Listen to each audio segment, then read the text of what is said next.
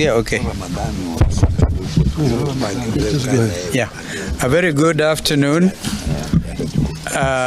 Gentlemen, this is serious. There's no lady amongst you. So I can't even say ladies and gentlemen. Even among us. Hey.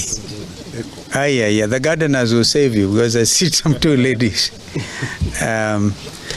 We have had a very good session, and as the Azimio leadership, Azimio la Umoja One Kenya leadership, and we have agreed that our brother Jeremiah Kioni, Secretary General of Jubilee, and one who was also the chair of our technical team during the National Dialogue Committee, reads our statement today. Mheshimiwa Jeremiah.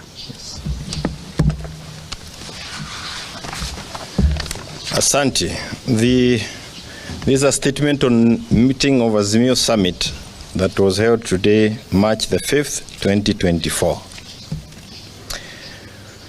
We have had a meeting of the summit, which is Azimio la Umoja One Kenya Coalition Party's top decision-making organ. The purpose of the meeting was, one, to take a bird's eye view of the nation with regard to issues that we have been outspoken on, namely the high cost of living, inclusivity in appointments to public service, the taxation regime, and the general health of the economy. Two, get a briefing on the status and progress of the Nadco report. Three, get a briefing on the progress and status of Azimio leader, Right Honorable Raila Amolo Odinga's bid for the chairmanship of the African Union Commission. On the state of the economy, the summit maintains that the view that the tax burden being borne by Kenyans is unreasonable and unsustainable. The Kenya Kwanza regime is failing the test of being caring and compassionate. Paying taxes should never be a punishment, but a patriotic duty. Under the KK regime, taxation is a punishment that is hurting the entire economy. We remain opposed to the 16% tax on petroleum products. We remain opposed to the housing tax and its colonial undertones that make it look like the infamous hut tax of the colonial era. We are deeply opposed to the high pay rates that Kenyan workers are being forced to endure. We remain opposed to the subjection of the retiree pensions to taxation. We also remain opposed deeply to the idea of subjecting farm produce to taxation. It is our position that forcing farmers to part with 5 shillings for every 100 shillings they make from their farm produce is unreasonable and cruel. We encourage our farmers to resist this tax with all their might. On Nadco, we have been adequately briefed on the progress, including a number of bills, and to be exact, 9 of them, that have been lined up for the implementation of the report. We express gratitude to Parliament for the adoption of the report that was a product of a bipartisan consensus and wide public participation.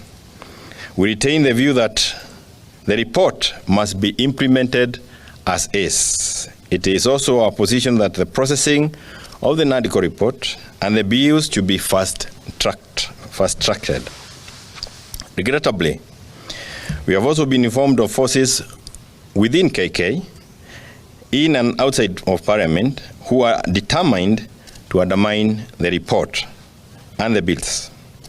We notify those forces that should any efforts to undermine or tamper with the report succeed, there will be very heavy price to pay. In this regard, we call on Honorable William Ruto to rein on the speakers of the 2 houses of Parliament and a number of members of the National Executive who are hell-bent on derailing the Nadco report and the bills. Those leaders have clearly demonstrated a determination to delay, and even kill the Nadco report, which is a negotiated document that pulled the country out of the hostilities to the peace that obtains today. Nobody should take the present situation as a given or for granted. We also express support to the principle of the two-third gender rule and its inclusion as part of the Nadco report. On the issue of the Right Honorable Raila Odinga's bid for AU commissionership, the summit